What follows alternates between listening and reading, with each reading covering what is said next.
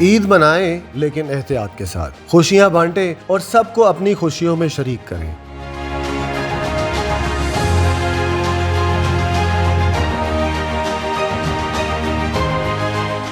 کراچی میں عید کی چھٹیوں کے دوران سمندر میں نہانے پر پابندی عائد کر دی گئی۔ عید پر سمندر کا رخ کرنے کی تیاریاں کرنے والوں کا مزہ کرکرا ہو گیا۔ نوٹیفیکیشن کے مطابق پابندی سمندر میں طغیانی اور اونچی لہروں کے باعث لگائی گئی ہے۔ پابندی کا اطلاق عید کی چھٹیوں سے لے کر 13 جون تک ہوگا۔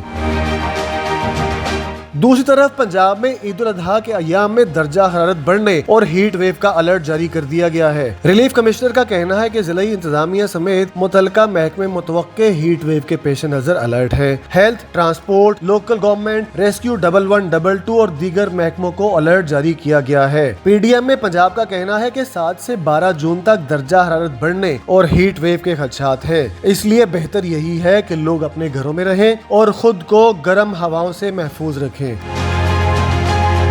ادھر سندھ حکومت نے عید الاضحیٰ کے موقع پر قیدیوں کے لیے 120 دن کی خصوصی معافی کا اعلان کر دیا۔ اس موقع پر وزیر اعلیٰ مراد علی شاہ نے کہا کہ قتل، دہشت گردی، ریپ، اغوا اور مالی بدعنوانی میں ملوث قیدی معافی کے اہل نہیں ہوں گے۔ وزیر اعلیٰ سندھ کے مطابق معافی کا اطلاق صرف عام سزا یافتہ قیدیوں پر ہوگا۔ اس کے علاوہ منشیات، فارن ایکٹ، جاسوسی اور مالی بے ضابطگیوں میں سزا یافتہ قیدیوں پر بھی اس حکم نامے کا اطلاق نہیں ہوگا۔